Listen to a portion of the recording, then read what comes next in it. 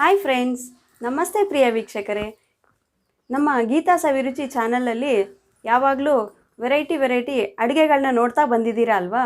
ಆದರೆ ಇವತ್ತು ಸ್ವಲ್ಪ ಡಿಫ್ರೆಂಟ್ ಆಗಿರಲಿ ಅಂತ ಈ ವಿಡಿಯೋ ಮಾಡ್ತಿದ್ದೀನಿ. ಹಾಗೆ ನಿಮಗೂ ಎಲ್ರಿಗೂ ಯೂಸ್ ಆಗಲಿ, ಕೆಲವು ಇನ್ಫಾರ್ಮೇಷನ್ ತಿಳಿಸೋಣ ಅಂತ ಈ ವಿಡಿಯೋ ಮಾಡ್ತಾಯಿದ್ದೀನಿ. ಏನಪ್ಪ ವಿಡಿಯೋ ಅಂತ ಅನ್ಕೊತಿದ್ದೀರಾ?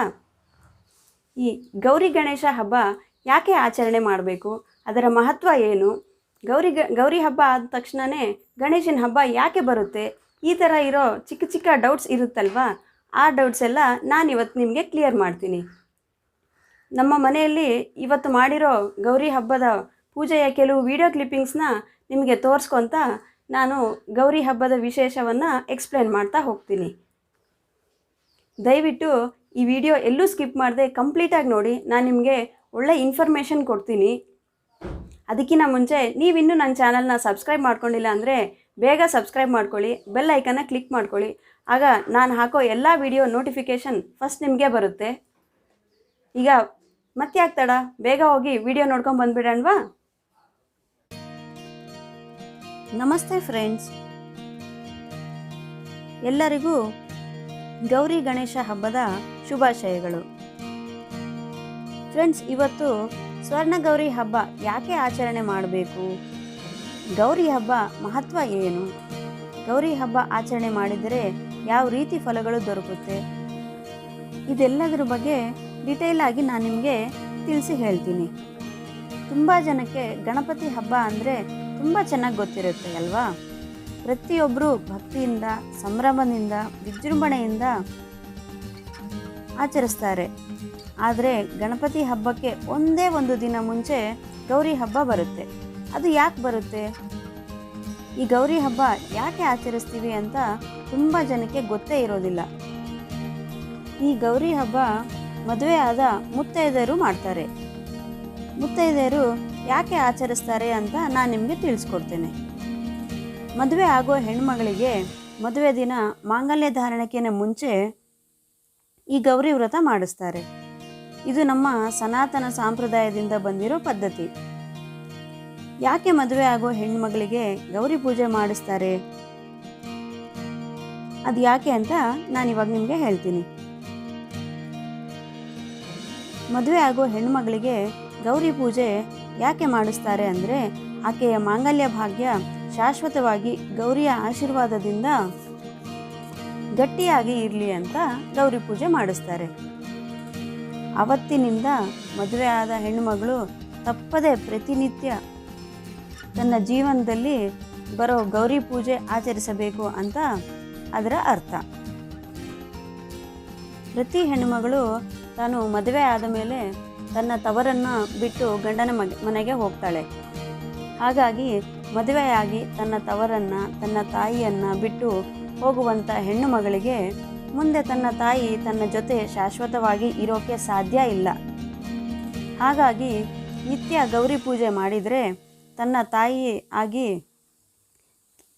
ತನ್ನ ಕಷ್ಟ ಸುಖಗಳಿಗೆ ಜೊತೆಯಾಗಿ ಇರ್ತಾಳೆ, ಹಾಗೆ ತನಗೆ ಎಲ್ಲ ಭಾಗ್ಯಗಳು ಕರುಣಿಸುತ್ತಾಳೆ ಅಂತ ಗೌರಿ ಪೂಜೆ ಮಾಡ್ತೀವಿ. ಗೌರಿ ದೇವಿ ಯಾರು ಅಂದರೆ ಪರಮೇಶ್ವರನ ಪತ್ನಿ, ಗಣೇಶನ ತಾಯಿ. ಗೌರಿಯ ತವರು ಮನೆ ಅಂದರೆ ಈ ಭೂಲೋಕ.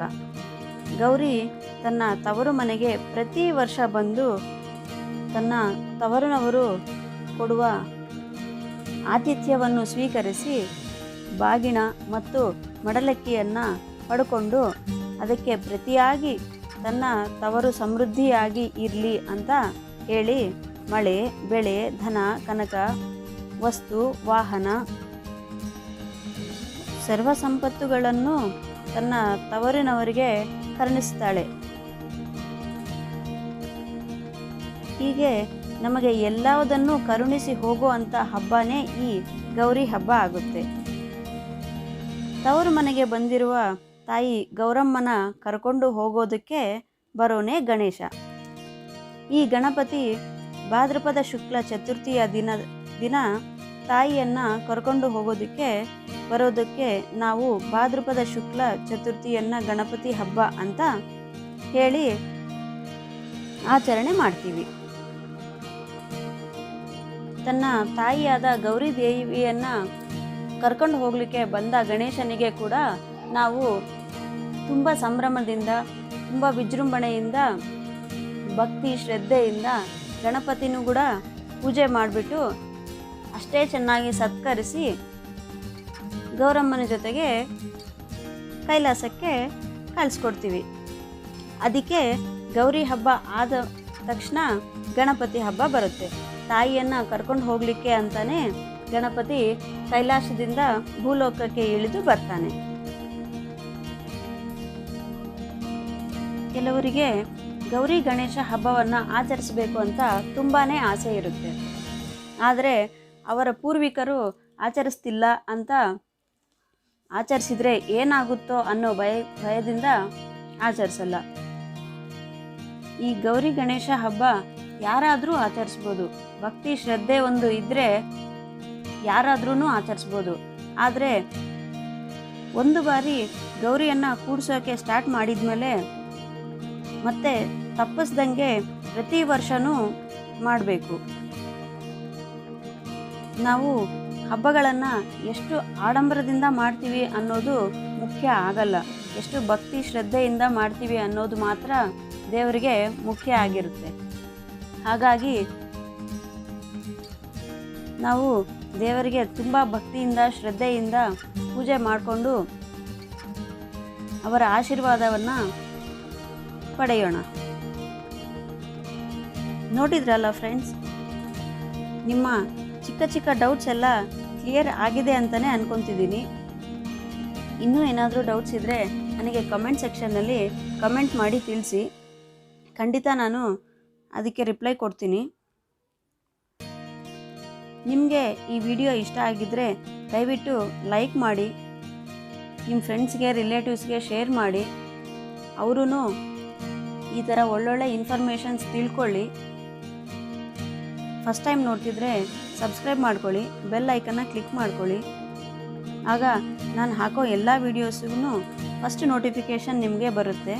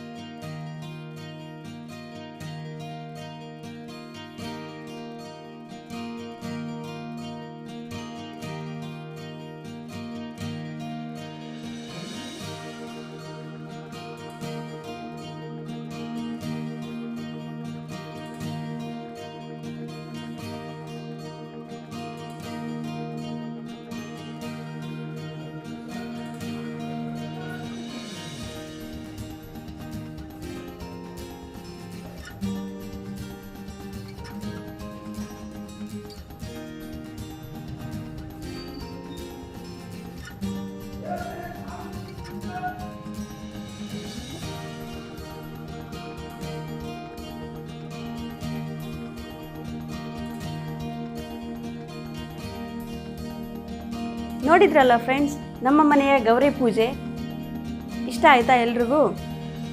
ಹಾಗೆ ಗೌರಿ ಹಬ್ಬ ಯಾಕೆ ಆಚರಿಸ್ತಾರೆ, ಅದರ ಮಹತ್ವ ಏನು, ಮತ್ತು ಗಣಪತಿ ಹಬ್ಬ ಗೌರಿ ಹಬ್ಬ ಆದಮೇಲೆ ಯಾಕೆ ಬರುತ್ತೆ, ಈ ಥರ ಚಿಕ್ಕ ಚಿಕ್ಕ ಡೌಟ್ಸ್ ಎಲ್ಲ ನಿಮಗೆ ಕ್ಲಿಯರ್ ಆಯಿತಾ? ಈ ವಿಡಿಯೋ ನಿಮಗೆ ಇಷ್ಟ ಆಗಿದ್ದರೆ ದಯವಿಟ್ಟು ಲೈಕ್ ಮಾಡಿ, ಶೇರ್ ಮಾಡಿ, ಸಬ್ಸ್ಕ್ರೈಬ್ ಮಾಡ್ಕೊಳ್ಳಿ. ನಿಮ್ಮ ಫ್ರೆಂಡ್ಸಿಗೆಲ್ಲ, ರಿಲೇಟಿವ್ಸ್ಗೆ, ಫ್ರೆಂಡ್ಸ್ಗೆ ಶೇರ್ ಮಾಡ್ಕೊಳ್ಳಿ. ಬೆಲ್ ಐಕನ್ನ ಕ್ಲಿಕ್ ಮಾಡಿ. ಆಗ ನಾನು ಹಾಕೋ ಎಲ್ಲ ವೀಡಿಯೋಸು ಫಸ್ಟ್ ನೋಟಿಫಿಕೇಷನ್ ನಿಮಗೆ ಬರುತ್ತೆ. ಆ ಗೌರಿ ದೇವಿ ನಿಮಗೂ, ನಮಗೂ, ನಿಮ್ಮ ಮನೆಯವ್ರಿಗೂ ಎಲ್ಲರಿಗೂ ಒಳ್ಳೆಯ ಸುಖ, ಶಾಂತಿ, ನೆಮ್ಮದಿ, ಅಷ್ಟೈಶ್ವರ್ಯಗಳೆಲ್ಲ ಕೊಟ್ಟು ನಿಮ್ಮ ಇಚ್ಛೆಗಳೆಲ್ಲ ಈಡೇರಿಸಲಿ ಅಂತ ಆ ದೇವರಲ್ಲಿ ಬೇಡ್ಕೊತಿದ್ದೀನಿ. Thank you friends.